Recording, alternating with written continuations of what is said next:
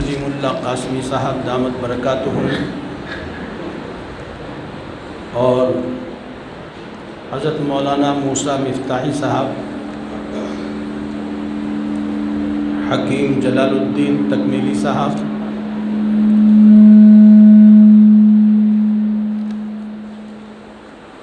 آصف بھائی کھوکر، مولانا شاکر رحمانی صاحب، مولانا عبدالصمد ملی صاحب،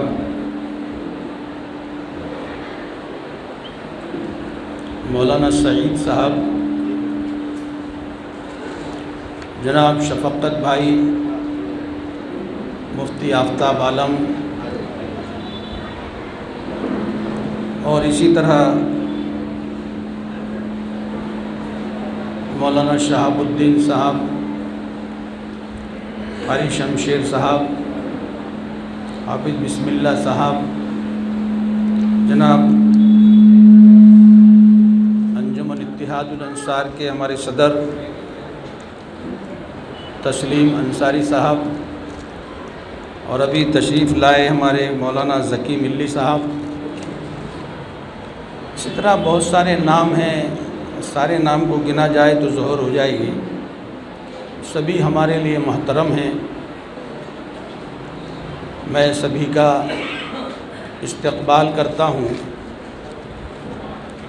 اور یہ کہتا ہوں کہ وہ آئے گھر میں ہمارے خدا کی قدرت ہے، وہ آئے گھر میں ہمارے خدا کی قدرت ہے. کبھی ہم ان کو اور کبھی اپنے گھر کو دیکھتے ہیں، کبھی ہم ان کو اور کبھی اپنے گھر کو دیکھتے ہیں. تمہارے ساتھ یہ موسم فرشتوں جیسا ہے، تمہارے ساتھ یہ موسم فرشتوں جیسا ہے. تمہارے بعد یہ موسم بہت ستائے گا، تمہارے بعد یہ موسم بہت ستائے گا. اصل میں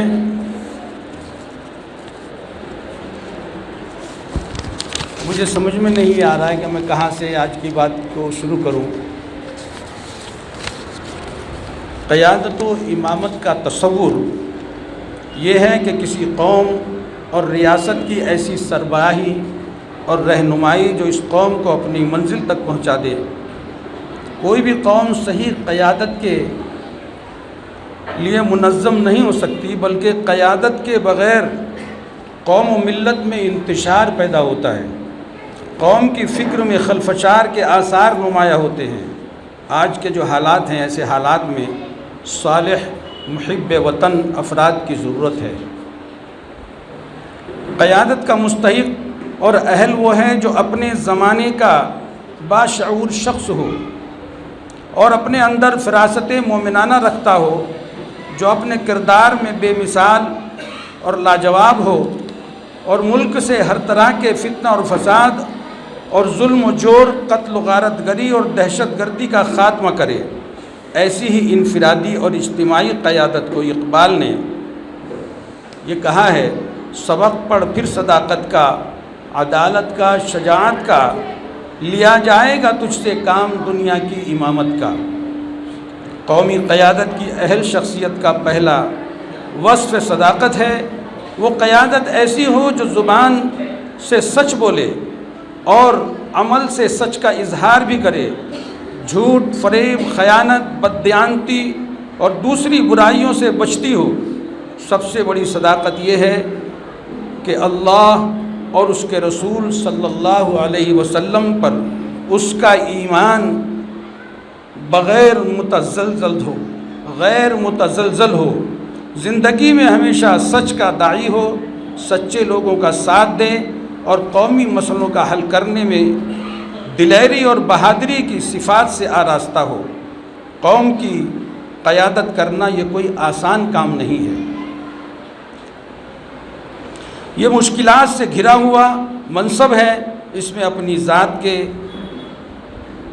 آرام کو بے آرامی میں بدلنا پڑتا ہے. اپنی قیادت کے نفوذ کے لیے طرح طرح کی قربانیوں سے گزرنا پڑتا ہے. حضرت عمر رضی اللہ تعالی عنہ خلیفہ ہوئے. دن بھر حضرت عمر رضی اللہ تعالیٰ عنہ دن بھر خدمات میں مصروف رہتے اور رات میں اللہ کی عبادت بھی کرتے، اور رات میں اس لیے پوری بستی میں گشت لگاتے کہ کہیں مخلوق جو خدا کی مخلوق ہے اس کو کوئی تکلیف تو نہیں ہو رہی ہے، اس کو کوئی پریشانی تو نہیں ہے۔ یہ مشکلات سے بھرا ہوا منصب ہوتا ہے۔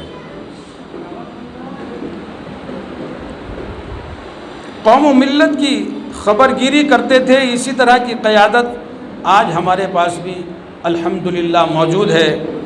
ہمارے حضرت مولانا سید ارشد مدنی صاحب دامت برکاتہم پورے ملک کی نہیں بلکہ پوری دنیا کی قیادت فرما رہے ہیں۔ اسی طرح قومی قیادت ایسی ہونا چاہیے جو بلند نگاہ کی حامل ہو، اور بلند نگاہی یہ ہے کہ وہ قیادت ایک نظر میں معاملے کی تہ تک پہنچ جائے، وہ دور اندیش ہو، معاملہ فہم ہو، اس کے سامنے ہر معاملے کا اعلیٰ معیار ہو، اور اس معیار کو سامنے رکھ کر وہ امور قیادت سر انجام دے رہے، اپنی منزل کو بلند و بالا تصور کرے اور اس کے حصول کے لیے شب و روز ایک کر دے۔ جب قیادت کی نگاہ کی بلندی کی صفت ملتی ہے تو وہ نور الہی سے اپنے احوال اور پیش آمدہ مسائل اور ان کے حل کو دیکھ لیتی ہے۔ اس لیے رسول اللہ صلی اللہ علیہ وسلم نے ارشاد فرمایا، اتقوا فراست المؤمن فإنه ينظر بنور اللہ، مومن کی فراست سے ڈرو اس لیے کہ وہ اللہ کے نور سے دیکھتا ہے۔ آج کا ہوس پرست انسان یہ سمجھتا ہے کہ نگاہ کا کام یعنی نظارہ کرنا ہی ہے اور سامنے آنے والے مناظر کو ہی صرف دیکھ لینا ہے۔ نہیں، نگاہ کی بلندی یہ ہے کہ قوم کے موجودہ حالات سے اس کے مستقبل کے حالات کو جان لیا جائے۔ اسی کے لیے ہمارے حضرت مولانا سید ارشد مدنی صاحب دامت برکاتہم پوری دنیا میں اور ہمارے ملک ہندوستان میں اسی طرح کی قیادت فرما رہے ہیں، جو بہت دور اندیش بھی ہیں۔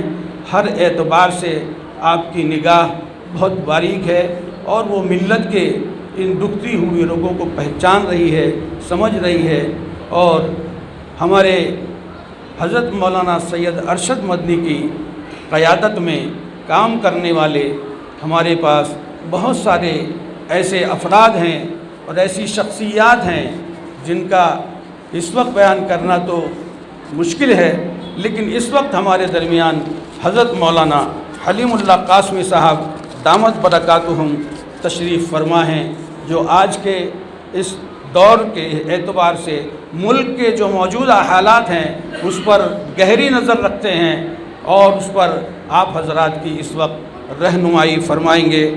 تو آپ آئے ہیں سو گھر میں اجالا ہے بہت، مفتی صاحب آپ کو کہہ رہا ہوں، آپ آئے ہیں سو گھر میں اجالا ہے بہت، کہیے جلتی رہے یا شمع بجھا دی جائے، کہیے جلتی رہے یا شمع بجھا دی جائے۔ آپ آئے تو بہاروں نے لٹائی خوشبو، پھول تو پھول تھے کانٹوں سے بھی آئی خوشبو۔ جمعیت علماء ہر وقت ہر موقع پر لوگوں کی قیادت کرتی رہتی ہے، لوگوں کی فلاح اور بہبودی کے لیے کام کرتی رہتی ہے۔ اسی لیے الحمدللہ لوگ جمعیت علماء کا کھل کر تعاون بھی کرتے ہیں۔